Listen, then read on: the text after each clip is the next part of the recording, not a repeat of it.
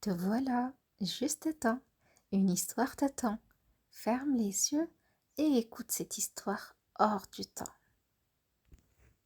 Il était une fois une petite fille que tout le monde aimait bien, surtout sa grand-mère. Elle ne savait qu'entreprendre pour lui faire plaisir.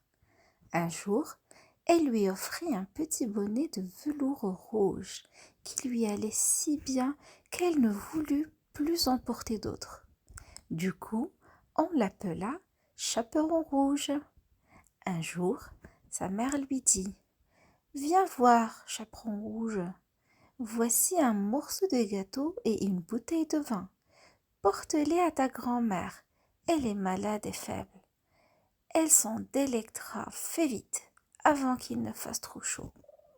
Et quand tu seras en chemin, sois bien sage et ne t'écarte pas de ta route. Sinon, tu casserais la bouteille et la grand-mère n'aurait plus rien. Et quand tu arriveras chez elle, n'oublie pas de dire bonjour et ne va pas fureter dans tous les coins. Je ferai tout comme il faut, dit le petit chaperon rouge à sa mère. La fillette lui dit au revoir. La grand-mère habitait loin au milieu de la forêt, à une demi-heure du village.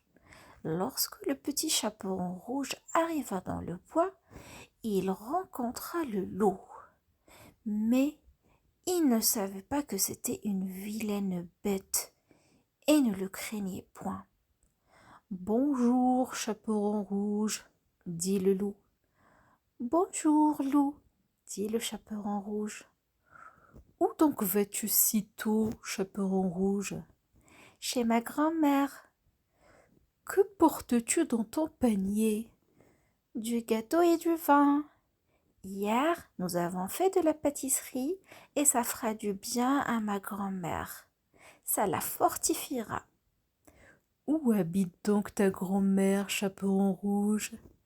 Oh, à un bon quart d'heure d'ici, dans la forêt. Sa maison se trouve sous les 3 gros chênes. En dessous, il y a une haie de noisetiers. Tu sais bien? Dit le petit chaperon rouge.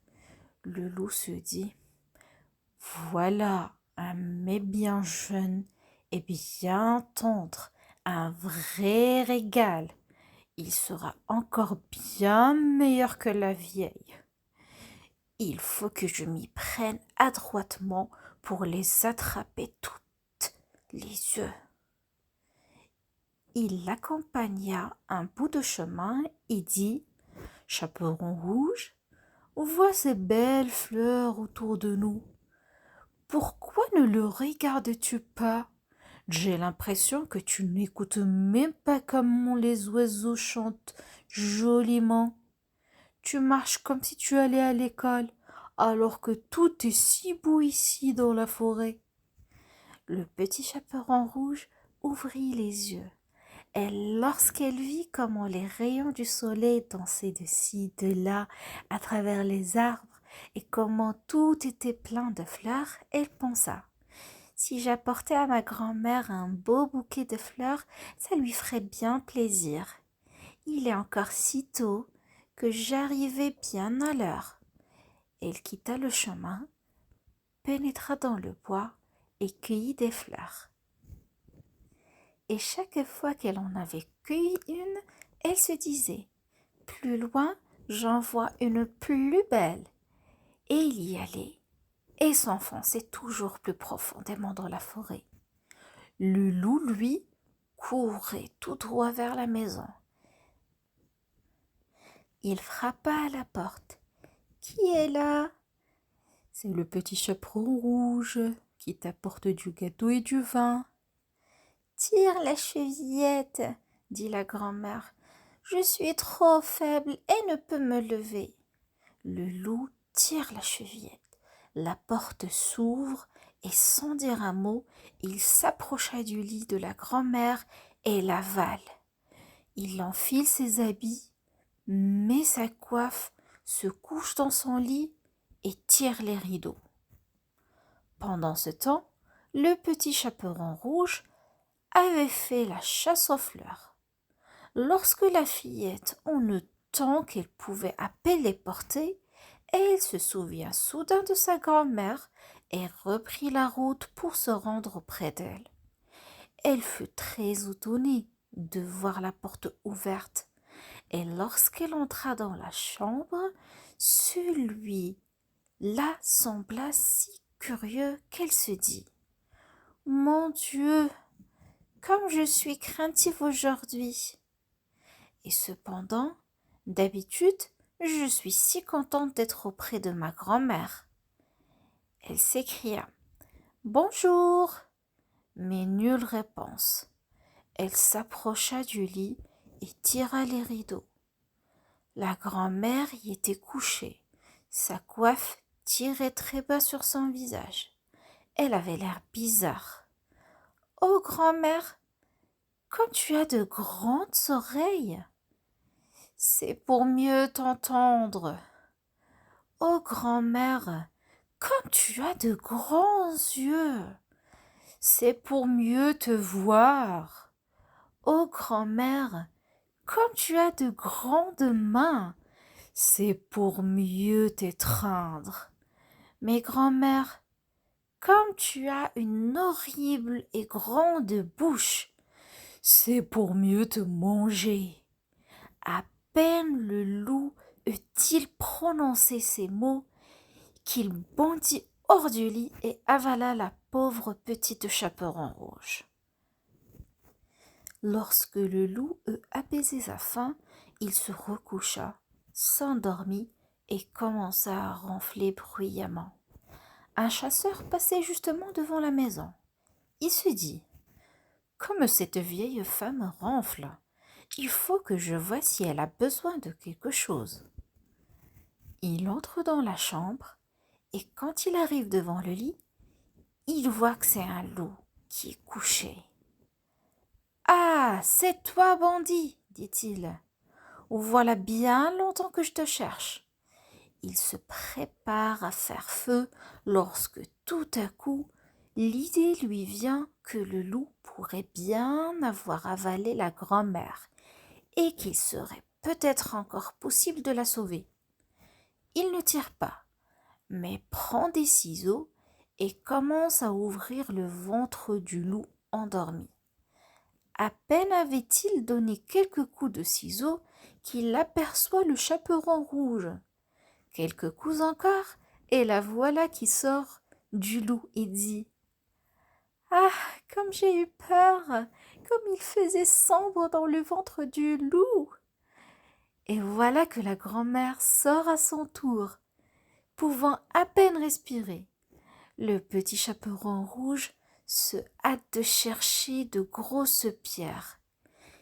Ils en remplissent le ventre du loup. Lorsque celui-ci se réveilla, il voulut s'enfuir, mais les pierres étaient si lourdes qu'il s'écrasa par terre et mourut. Ils étaient bien contents tous les trois. Le chasseur dépouilla le loup et l'emporta chez lui. La grand-mère mangea le gâteau et but le vin que le petit Chaperon rouge avait apporté.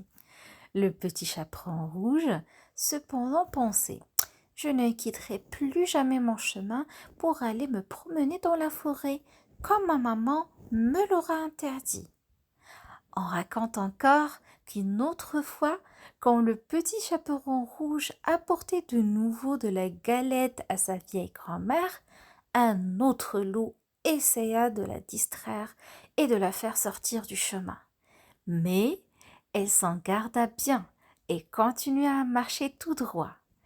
Arrivée chez sa grand-mère, elle lui raconta bien vite que le loup était venu à sa rencontre et qu'il lui avait souhaité le bonjour, mais qu'il l'avait regardée avec des yeux si méchants. Si je n'avais pas été sur la grande route, il m'aurait dévoré, ajouta-t-elle. Viens, lui dit sa grand-mère, nous allons fermer la porte et bien la cadenasser pour qu'il ne puisse pas entrer ici. Peu après, le loup frappait à la porte et criait: Ouvre-moi, grand-mère, c'est moi, le petit Chaperon rouge, qui t'apporte des gâteaux. Mais les deux gardèrent le silence et n'ouvrirent point la porte. Tête Grise fit alors plusieurs fois le tour de la maison à pas feutrés, et pour finir, il sauta sur le toit, décidé à attendre jusqu'au soir quand le petit chaperon rouge sortirait pour profiter de l'obscurité et l'engloutir. Mais la grand-mère se douta bien de ses intentions. « Prends le seau, mon enfant, dit-elle au petit chaperon rouge. J'ai fait cuire des saucisses hier et tu vas porter l'eau de cuisson dans la grande auge de pierre qui est devant l'entrée de la maison. » Le petit chaperon rouge emporta tant et tant de seaux que, pour finir, l'auge était pleine. Alors, la bonne odeur de la saucisse vint caresser les narines du loup jusque sur le toit. Il se pencha si bien en tendant le cou qu'à la fin, il glissa et ne put plus se tenir. Il glissa du doigt et tomba droit dans l'auge de pierre où il noya. Le petit chaperon rouge regagna sa maison et personne lui fit le moindre mal. Voilà, c'est tout pour cette histoire. Merci d'avoir écouté et à très vite pour la prochaine.